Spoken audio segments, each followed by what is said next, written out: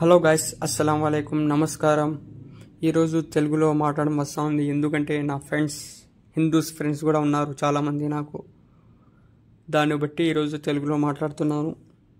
ఈరోజు టాపిక్ ఏంటంటే, చాలామంది చెప్తున్నారు నువ్వు యూట్యూబ్లో వీడియోస్ వదులుతున్నావు కానీ నీకు వ్యూస్ లైక్లు ఎక్కువ రాలేదు అని. నేను ఒకే మాట చెప్తున్నా, మై ఫ్యాషన్.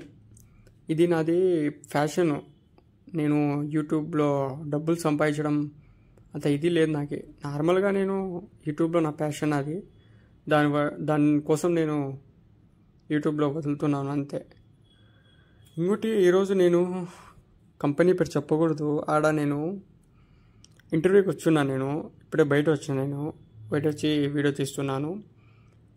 ఏమంటున్నారంటే 9 months ఎక్స్పీరియన్స్ ఉంది కదా, ఎందుకు వచ్చేసినావు అంటున్నారు.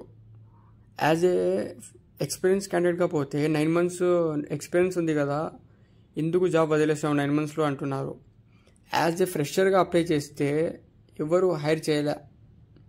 ఎందుకు ఫ్రెషర్స్ని ఎవరు హైర్ చేయరు? ఎందుకంటే వాళ్ళు మనలా ఫ్రెషర్స్కి ముందు నుంచి బేసిక్స్ నుంచి అన్నీ నేర్పాల.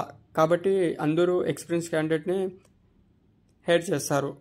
ఇప్పుడు నాకు 9 months ఎక్స్పీరియన్స్ ఉంది కానీ హైర్ చేయలే నాకు. ఎందుకంటే ఎందుకు వదిలేసినావు 9 months అంటున్నారు. ఏం చేయాలా? యాజ్ ఏ మిడిల్ క్లాస్ నేను బీటెక్ చేసి ఏం లాభం?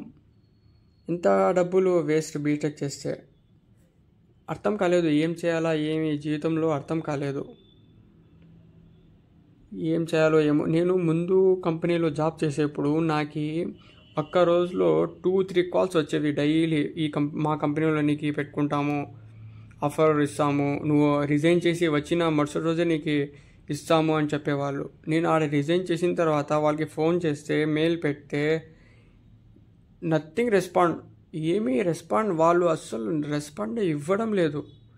ఎవరిని నమ్మద్దండి, నేను చెప్పే మాట ఎవరిని నమ్మద్దండి. మీకు జాబ్ వస్తే, చిన్న జాబ్ వచ్చినా కూడా అదే చేసుకుంటా ఉండండి.